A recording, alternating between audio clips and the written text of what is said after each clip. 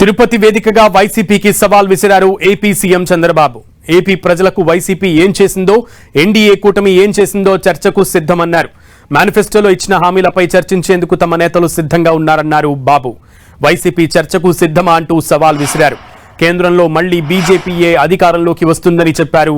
రాజధానిగా అమరావతిని ఇక ఎవరూ ఆపలేరన్నారు. వెంటిలేటర్పై ఉన్న రాష్ట్రానికి కేంద్రం ఆక్సిజన్ ఇచ్చి నిలబెట్టిందన్నారు ఏపీ సీఎం చంద్రబాబు.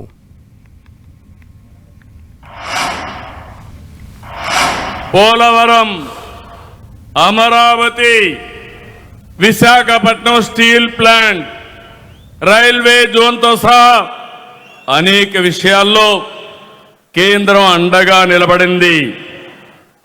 ఇంకో పక్క ఎన్డీఏ పాలనలో ఇటు రాష్ట్రంలో అటు దేశంలో అనేక కార్యక్రమాలు జరుగుతున్నాయి. మీరు ఒక విషయం గుర్తుపెట్టుకోవాలి. నిన్నే నేను చెప్పాను, 21st century belongs to Narendra Modiji.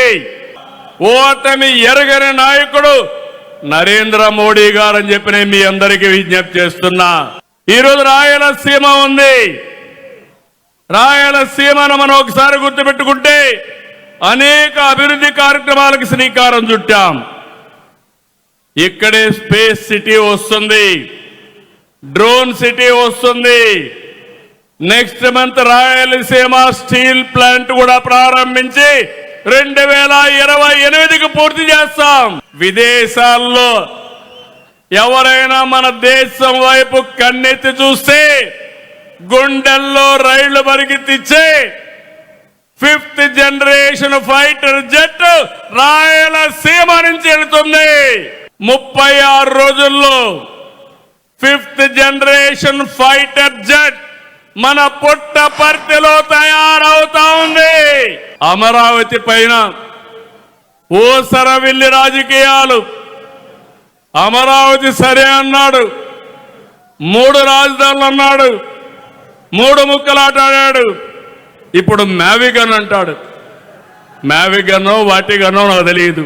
ఏం మాట్లాడుతున్నారని అడుగుతున్నా. రోడ్డు మీద కట్టేస్తే అది రాజధాని అయిపోతుందని. దేవతల రాజధాని అమరావతి, ప్రజా రాజధాని అమరావతి, ప్రపంచంలోనే మేటైన రాజధాని అమరావతి. ఎవడు ఆపలేడు. రాష్ట్రం పచ్చగా ఉంటే గొడ్డల పార్టీ విషం కక్కుతా ఉంది. ఫ్రస్ట్రేషన్ లో కుట్రలు చేస్తున్నారు, ఫేక్ వార్తలు ప్రచారం చేస్తున్నారు. వాళ్ళు నమ్ముకున్నది ఫేక్ న్యూస్, మేము నమ్ముకున్నది ప్రజలని చెప్పి నేను మీకు తెలియజేస్తున్నా. గుజరాత్ లో 35 ఏళ్లుగా బీజేపీ ఉంది. ఢిల్లీలో 3వ బీజేపీ, 4వ కూడా రాసి పెట్టుకోండి, బీజేపీనే వస్తుంది. ఇక్కడ మనం గుర్తుపెట్టుకోవాల్సింది డబుల్ ఇంజిన్ సర్కార్ ఉండాలి. ఆంధ్రప్రదేశ్ లో కూడా ఎన్డీఏ రావాలి.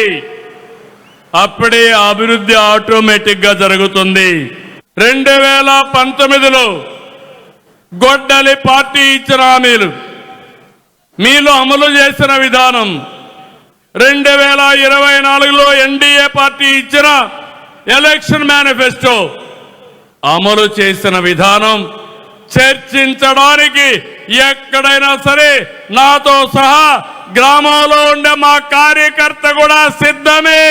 చొక్కా కాళ్ళను ఎగరేసి చెప్పింది చేశామని ప్రజల దగ్గరికి వెళ్ళమని మరొకసారి మిమ్మల్ని అందరినీ కోరుతున్నా.